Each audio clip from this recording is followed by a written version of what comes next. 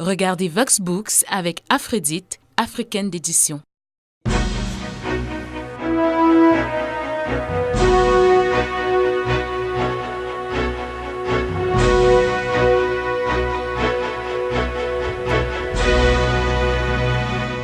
Madame, Monsieur, bonsoir. Heureux de vous retrouver une fois de plus dans le cadre de Vox Books. Après 40 jours de jeûne, les chrétiens du monde célèbrent ce dimanche le début de la Semaine Sainte, semaine au cours de laquelle l'on expérimentera la mort et la résurrection du Christ à travers la Pâque. Et le livre que nous allons parcourir ce soir nous donne l'opportunité de comprendre pourquoi et comment Jésus-Christ nous a affranchis, mais aussi de découvrir les détails de l'agenda qu'il a défini pour notre nouvelle vie, pour notre nouvelle aventure avec lui en tant que chrétien. Plus que des mots, c'est un film qui décrit l'efficacité et les profondeurs de notre triomphe avec Christ sur la croix, de notre salut et les multiples bénédictions qui y sont rattachées. Voici le portrait de notre invité. Bienvenue, madame, monsieur, dans Vox Books.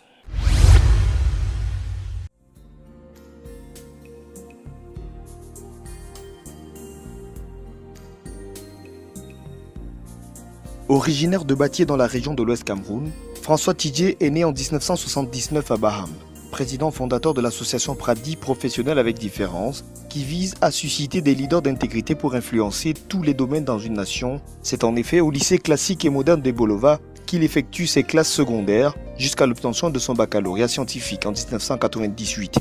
De 1999 à 2002, il fait des études universitaires à la faculté des sciences de l'université de Boya, couronné d'un bachelor en chimie. En 2006, il obtient au CEFOS de Bamako un master en leadership chrétien et mission. Et depuis 2015, il poursuit une formation au Lead Institute de Yaoundé pour obtenir un autre master en leadership des organisations. François Tidjé a servi pendant une décennie avec Campus pour Christ Cameroun, dont plusieurs responsabilités. Conférencier, enseignant et formateur recommandé, il se déplace fréquemment pour former des leaders émergents au Cameroun et dans d'autres pays.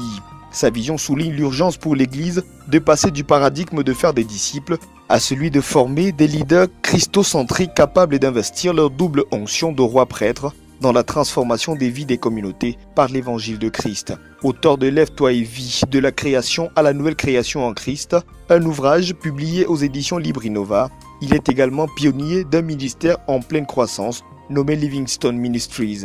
Marié et père de 4 enfants, François Tidjé est l'invité de Vox Books.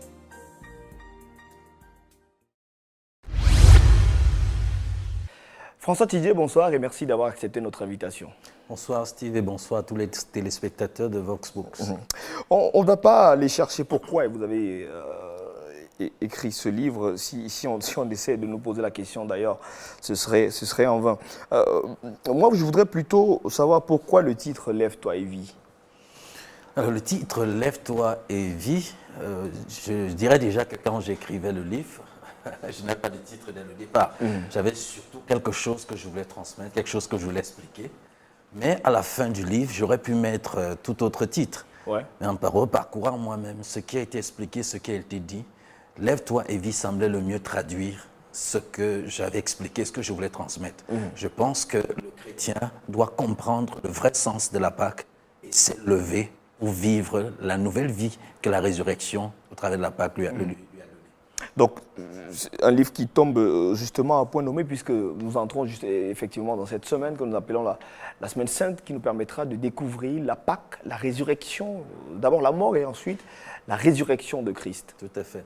En fait, l'histoire de la Pâque commence très tôt dans la Bible. Dans le Jardin d'Éden, vous voyez quand l'homme a péché, et il se cache de la face de Dieu, il se fabrique des habits en feuilles de figue pour se protéger. Quand Dieu vient, il va tuer un animal et faire des habits avec la peau de cet animal pour habiller l'homme. On voit déjà un animal qui est sacrifié pour la protection et la sécurité de l'homme. On voit Moïse en Égypte, lorsque l'ange de la mort parcourt et tue les premiers-nés dans les maisons. Dieu va dire à Moïse de tuer un agneau, de mettre le sang sur les frontaux des portes des Hébreux. Et quand l'ange de la mort va arriver, dès qu'il va voir le sang, on dit qu'il va passer au travers. En anglais, on va dire « pass over ». C'est ça qui parle, c'est ça la Pâque. Il passe par-dessus.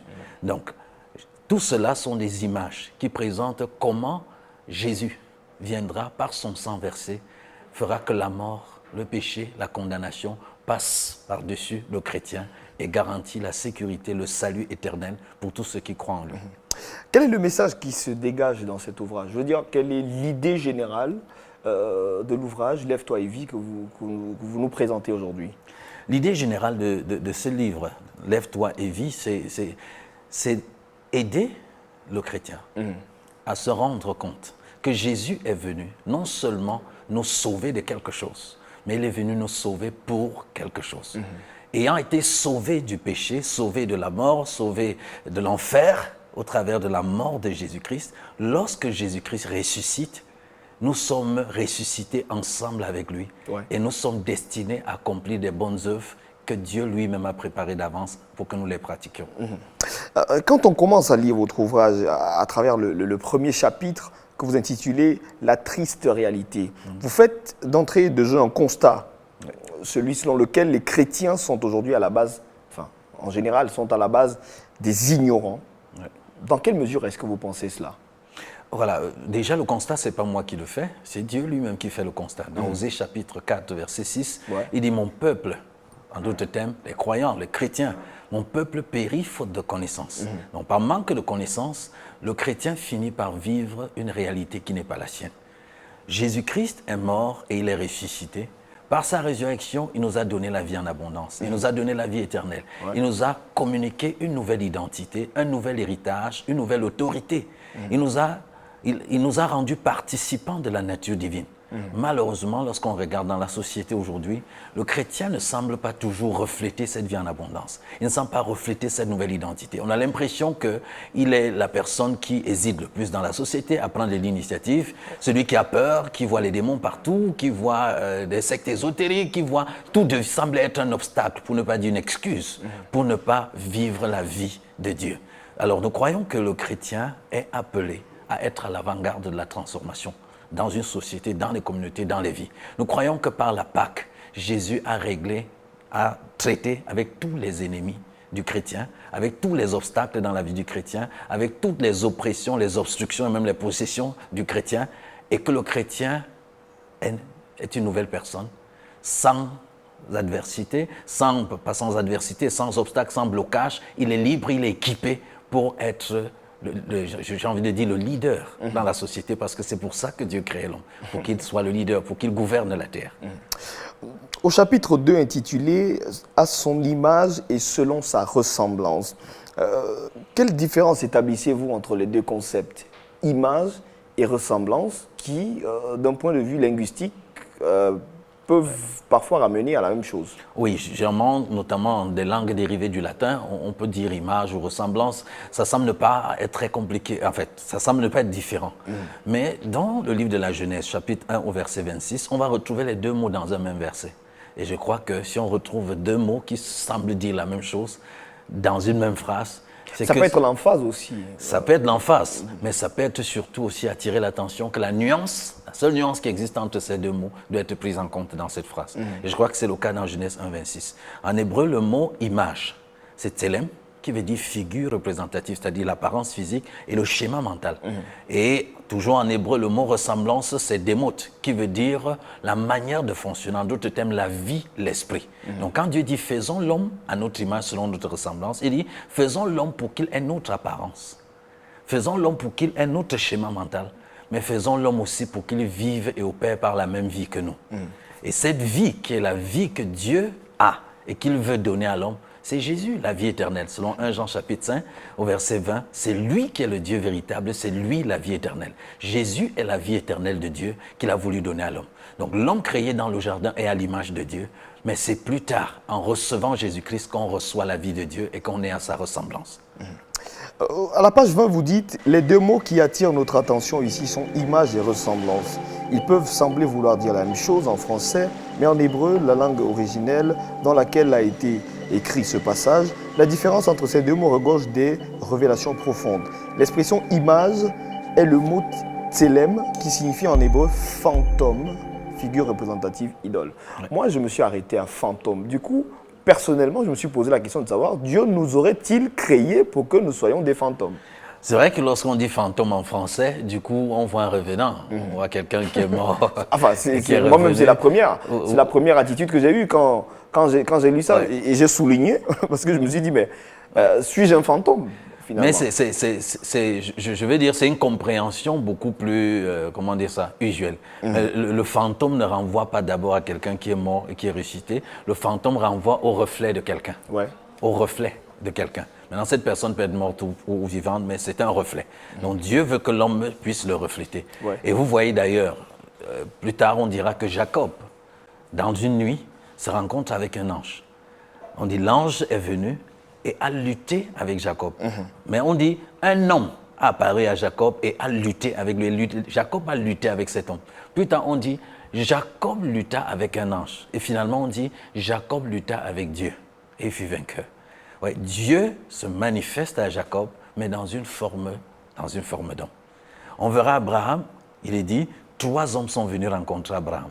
Après, 2 hommes sont allés du côté du Sodome et Gomorrhe et l'Éternel resta avec Abraham. Et ils ont eu cette célèbre conversation au sujet de la destruction de Sodome et Gomorrhe. Et quand ils ont fini de discuter, on dit l'Éternel s'en alla. L'un des 3 hommes était l'Éternel. Dans la vie de Josué, on voit Josué qui va en combat et un homme apparaît avec l'épée. Et il se tourne vers cet homme, il dit à cet homme, êtes-vous pour nous ou contre nous? Et l'homme lui dit, je suis le chef, le capitaine de l'armée de l'Éternel, c'est maintenant que j'arrive. Mais il dit à Josué, ôte tes souliers, car le lieu sur lequel tu te tiens est saint. Et Josué se prosterne. On sait que selon l'histoire de Daniel, les anges n'acceptent pas l'adoration, ils n'acceptent pas qu'on se prosterne. Mais cet ange de l'Éternel, qui est un homme avec l'épée en main, a accepté que Josué se prosterne et a prononcé les mêmes paroles que Dieu avait prononcées sur la montagne à Moïse. Ôte tes souliers, car le lieu sur lequel tu te tiens est saint. C'est encore Dieu qui se manifeste sous la forme d'un homme pour co-œuvrer avec l'homme dans l'accomplissement de ses desseins sur la terre. Donc nous sommes effectivement le look, nous avons le look de Dieu. Le look, c'est une meilleure expression pour la jeunesse. Nous avons le look de Dieu. Et ça seul, c'est suffisant. Ceci veut dire, monsieur Steve, que vous ne pouvez pas être laid. Vous n'êtes laid que selon la perception de celui qui croit que vous êtes laid. Ouais. Parce que vous êtes le reflet de Dieu, vous avez le look de Dieu. Je ne le suis d'ailleurs pas. Et Dieu ne peut pas ne pas être beau. J'ai retenu une phrase dans le 4e chapitre. Vous dites que Christ a tout pris sur lui. Du coup, je me suis demandé s'il est aussi garant des mauvaises pratiques et de tous les actes barbares, je vais appeler ça comme ça, que nous posons aujourd'hui. Est-ce que, c'est ça la question, est-ce que le Christ est garant des guerres aujourd'hui, de l'homosexualité, de la pédophilie, des crimes et voire même du terrorisme qui gangrène la société aujourd'hui? Est-il responsable de cela? Voilà, lorsque nous disons que Christ a tout pris sur lui, nous ne disons pas que Christ assume ou est responsable de ce que les hommes font. Nous parlons de quelque chose de spécifique quand vous lisez ce chapitre. Jésus-Christ vient comme étant l'agneau de Dieu qui ôte le péché du monde. L'agneau, dans la loi lévitique, l'homme qui avait péché devait prendre un agneau sans tache et sans défaut corporel, poser sa main sur l'agneau, confesser ses péchés, sa culpabilité sur l'agneau. Ouais. L'agneau devait être égorgé, le sang devait être transporté par le souverain sacrificateur dans le Saint des Saints et devait faire aspersion de ce sang sur la plaque des 10 commandements et intercéder pour le pardon du péché de cette personne. Donc c'est comme ça qu'il y avait expiation de péché, c'est comme ça que le péché de la personne était couvert pendant 1 an. Alors quand Jean-Baptiste voit Jésus, il dit « voici ». En grec, le mot c'est « admirer ». Si on traduit, c'est admirer l'agneau de Dieu qui ôte le péché du monde. Qu'est-ce que Jésus vient faire? Jésus vient, comme cet agneau lévitique, nous portons nos mains sur lui alors qu'il n'a rien fait. Nous l'accusons de tout ce qu'il n'a pas fait. Nous le tuons. Nous transportons notre culpabilité sur lui et nous le livrons à la destruction, comme c'était le cas de l'agneau de l'Ancienne Alliance. Donc, qu'est-ce que Jésus a pris sur lui? Il a pris nos péchés. Il a pris notre condamnation. Il a pris le jugement, le châtiment qui nous était destiné. Il a pris tout cela sur lui. Et s'il a pris tout cela sur lui, si vous croyez cela, Steve, qu'est-ce qui vous reste? Rien. S'il a pris votre culpabilité, vous n'êtes plus coupable. S'il a pris votre péché, vous n'êtes plus pécheur. S'il a pris votre condamnation, vous n'êtes plus condamné, vous êtes acquitté. Le chrétien, c'est celui qui a été acquitté, qui a été pardonné, qui a été affranchi par la mort de Jésus-Christ à la croix. Donc vous ne considérez pas comme chrétiens ceux-là qui sont les, je veux dire quoi, comment je vais appeler ça, ceux-là même qui sont les porteurs de ces actes que je viens de citer tout à l'heure, ne sont-ils pas aussi des chrétiens, ces terroristes, puisque le Christ lui-même dit, tout le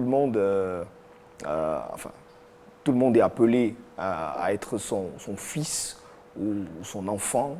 Il n'y a pas... En fait, il est avec tout le monde, quoi. Oui, je crois qu'à ce niveau, il faut clarifier ce qu'on entend par devenir chrétien.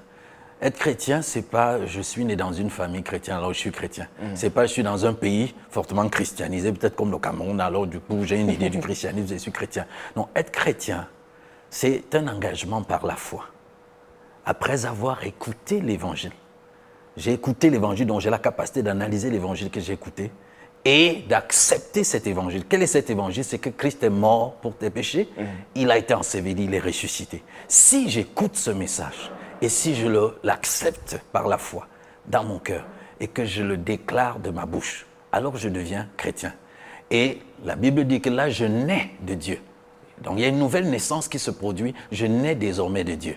Étant né de Dieu, je reçois aussi spirituellement la nature divine en moi.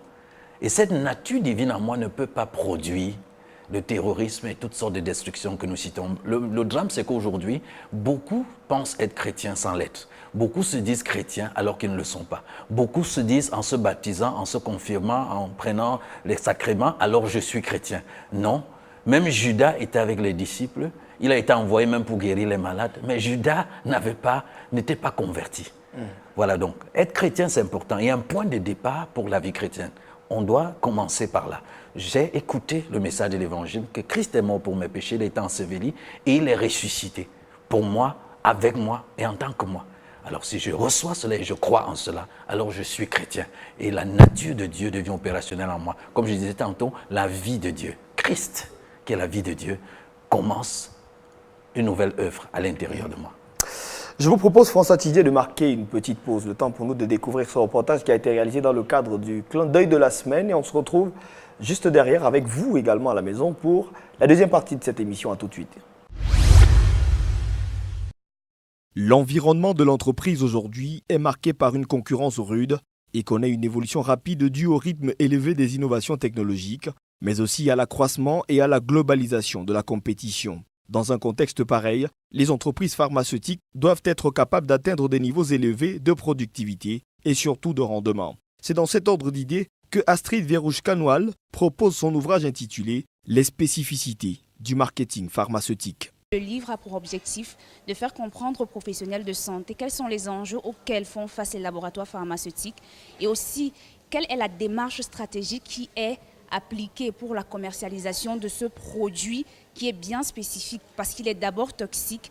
Cet ouvrage se propose d'analyser le concept de marketing pharmaceutique devant un parterre d'invités constituant en majorité des professionnels du domaine de la santé et du médicament. Il a été question pour l'auteur de présenter les enjeux du marketing pharmaceutique aujourd'hui. Je me dis qu'au Cameroun particulièrement, il y a encore beaucoup à faire sur ce qui est du marketing pharmaceutique parce qu'il y a beaucoup de pratiques qui sont faites ici au Cameroun qui ne sont pas vraiment éthiques, parce que c'est un peu comme de la corruption, comme ce qui a été dit pendant la conférence, c'est un peu comme de la corruption, parce que j'ai fait telle ou telle chose pour tel ou tel médecin, alors ils se sont redevables vis-à-vis de mon laboratoire et se sont obligés en quelque sorte de prescrire les produits que je lui ai présentés. Donc en fait, il faudrait une véritable conscientisation au niveau des laboratoires pharmaceutiques, au niveau de ceux qui font la promotion des médicaments, pour que le marketing pharmaceutique soit vraiment éthique. Les spécificités du marketing pharmaceutique de Astrid Verrouche-Canoal, ouvrage de plus de 120 pages, nouvellement paru aux éditions universitaires européennes. Merci une fois de plus, madame, monsieur, d'être avec nous. Je rappelle que nous recevons François Tidier. Il est coach en leadership chrétien et auteur de l'ouvrage « Lève-toi et vis » de la création à la nouvelle création en Christ, un ouvrage paru en 2016 aux éditions Libre Innova. À la page 44, François Tidier, le chrétien pense qu'après la conversion en Christ, il doit se battre pour protéger sa foi en attendant le retour de Christ pour aller au ciel. Cette attente pour beaucoup est un pénible sentier de lutte, de combat, de brisement de liens, de tortures diverses pour obtenir à la fin des miettes de bénédiction d'un Dieu qu'ils connaissent comme menaçant, capricieux, difficile à satisfaire et incompréhensible. Quand on analyse le ton que vous employez ici, on a l'impression que vous semblez nous dire ici que le chemin vers le Christ est un chemin aussi aisé. Pourtant, lui-même, il a dit que celui qui veut me suivre porte sa croix et me suive. On sait tous que les sentiers qui mènent vers la maison du Seigneur sont parsemés d'obstacles. Mais vous, ici, vous semblez nous faire comprendre ou nous faire croire que c'est assez aisé, assez facile de suivre les pas du Christ. Voilà. Oui, il faut dire que tout est dans la compréhension de suivre Christ. Donc, est-ce que suivre Christ est facile? Suivre Christ ou vivre ou plaire à Dieu est impossible pour un homme. La seule personne qui peut suivre Christ et qui peut plaire à Dieu, c'est Christ lui-même. C'est pour cela qu'on a besoin de l'avoir reçu et de le laisser exprimer ainsi sa vie au travers de nous. Au chapitre 6, entre la mort et la résurrection, vous interrogez sur la descente au nom de Jésus-Christ aux enfers. Une question qui, selon moi, ne mérite pas lieu d'être posée.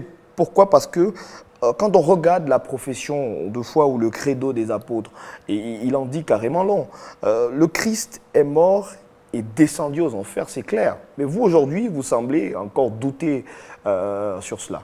Oui, il est important de clarifier le fait qu'on ne parle pas de l'enfer, on parle des enfers. De même que nous ne parlons pas simplement du ciel, on parle des cieux. Il y a 3 ciels et il y a aussi plusieurs espaces dans l'enfer. Donc on parle des enfers. Donc le Christ est descendu aux enfers, pas en enfer. Aux enfers parce que dans les enfers, il y a des compartiments. Il y a justement ce compartiment qu'on appelle le giron d'Abraham, ou le sein d'Abraham, ou les saints des temps passés, qui sont morts, marchant avec Dieu, croyant en Dieu, attendent leur rédemption éternelle. Et Jésus est, selon Saint Pierre, descendu justement dans ce giron d'Abraham pour annoncer l'évangile, pour annoncer la bonne nouvelle de l'évangile à ces saints des temps passés. En d'autres termes, personne ne peut être sauvé si ce n'est par le Christ. Et donc même pour ceux-là qui étaient déjà partis, longtemps avant que le Christ n'arrive, il était important qu'ils puissent recevoir le message du Christ, l'évangile du Christ pour être sauvés. Donc nous voulons simplement clarifier le fait que Jésus n'est pas devenu un damné en enfer pour sa destruction. Mais il est allé là-bas, dans les enfers, dans le giron d'Abraham, annoncer l'évangile à cela. Et quand il ressuscite d'ailleurs, il ressuscite avec le sein d'Abraham que nous appelons aujourd'hui en Christ. Au chapitre 8, du premier au dernier Adam, quelle différence faites-vous entre ces 2 facettes du personnage Adam? Oui. Vous savez, devant Dieu, dans la perspective divine, telle que révélée par les Écritures, il n'y a effectivement que 2 Adam. Il faut dire que le mot Adam, ce n'est pas le nom de ce monsieur dans le jardin. Ce n'est pas son nom. Le mot Adam, At-Ama en hébreu, veut dire humanité. Ouais. De la première humanité à la dernière humanité. Maintenant, le mot première humanité ici, premier, c'est un mot en grec qui veut dire en fait la version initiale, le commencement. Et le dernier veut dire achevé. Donc il y a un Adam, une humanité qu'on a commencé et une autre humanité qui est la version achevée. Le premier Adam est celui qu'on connaît dans le jardin. Le dernier, c'est Jésus-Christ. Le premier né de la création, c'est-à-dire la première version achevée d'un homme, de l'homme que Dieu avait projeté faire. Donc le dernier Adam, c'est Jésus-Christ. Et c'est pour cela qu'en recevant Jésus-Christ comme Seigneur et Sauveur dans notre vie, nous acquérons justement cette vie de Dieu, cette vie éternelle, et nous devenons achevés avec lui, selon le plan de création de Dieu. Et donc, ce que vous avez évoqué au chapitre 9, désormais né de Dieu. C'est une précision qui vaut la peine. Exactement. Vous voyez, dans Jean chapitre 1, il est dit à ceux qui l'ont reçu, parlant de Jésus-Christ, à ceux qui l'ont reçu, à ceux qui croient en son nom, il leur a donné le pouvoir de devenir enfants de Dieu. Il précise, lesquels sont nés, non de la chair, ni du sang, ni de la volonté de l'homme, mais ils sont nés de Dieu. En d'autres termes, quand j'ai reçu Jésus-Christ, je ne suis plus lié par la généalogie ou l'hérédité humaine, liée au sang. Je suis lié par une hérédité spirituelle, qui est une hérédité divine. C'est d'ailleurs pourquoi j'ai du mal, quand vous allez lire la suite, je vais expliquer pourquoi avoir des liens spirituels, des liens héréditaires, ainsi de suite, pour un chrétien, pour quelqu'un qui a reçu Christ, ça n'a pas de sens. C'est une doctrine erronée qui maintient tellement de chrétiens dans la captivité, qui les rend irresponsables dans la vie, parce qu'ils peuvent toujours être médiocres et avoir pour excuse, c'est un lien spirituel qui agit dans ma vie. C'est un lien, ceci, c'est un blocage qui est lié à mes parents. Dieu lui-même a dit qu'en ce temps-là, on ne dira plus que les pères ont mangé les grappes et les dents des enfants étaient agacées. Donc, c'est vraiment dans ce sens-là que nous sommes en train d'aborder pour dire que le chrétien doit se lever. Si Christ a vraiment tout réglé, si il a fait de moi une nouvelle création, si je suis désormais né de Dieu, j'ai l'ADN de Dieu, j'ai la capacité de Dieu en moi, il n'y a pas d'obstacle, il n'y a pas de blocage, il n'y a pas de démon capable de me stopper. Alors arrête de penser comme ça, lève-toi et accomplis quelque chose de sérieux avec ta vie. Donc lève-toi et vis. Lève-toi et vis. Voilà qui est dit. En fait, on aurait dû, c'est une thématique tellement vaste que si on avait eu un peu de temps, on aurait encore un peu élargi. Mais on va s'arrêter là. Voilà, on va s'arrêter là. Le temps de vous dire merci. Merci d'être passé sur le plateau de Vox Books. En termes d'actualité, effectivement, nous sommes en train de parler de ce livre. Nous sommes en train de parler de la Semaine Sainte qui commence lundi. Ce livre paraît exactement en ce moment pour permettre aux chrétiens de vivre une Pâque avec différence, s'il faut dire ça comme ça. Donc, le vendredi prochain, 14 avril, à la rue Sépère, au parc Kyriakides, à Yaoundé, à partir de 16h, nous allons faire effectivement la dédicace publique de ce livre. Et le lendemain, c'est-à-dire samedi 15 avril, à Douala, au centre culturel chrétien, en face du stade Sicam, à la cité Sicam, nous allons également faire une autre cérémonie officielle de dédicace pour ceux de Douala. Donc, qui inviter tout le monde? Merci à vous. Je rappelle que vous êtes coach en leadership chrétien et auteur de l'ouvrage Lève-toi et vis, de la création à la nouvelle création en Christ, paru en 2016 aux éditions Libre Innova. C'est la fin de cette émission. Merci à vous également à la maison de nous avoir suivis. Je rappelle que nos adresses sont disponibles. Vous pouvez nous joindre comme vous avez d'ailleurs l'habitude de le faire. On se quitte comme traditionnellement avec un livre disponible en librairie et un autre nouvellement paru. Donnons-nous rendez-vous la semaine prochaine et excellente fête de la Pâque par anticipation. On se retrouvera dimanche prochain, le jour de la Pâque. Très bonne soirée et à la semaine prochaine. Au revoir.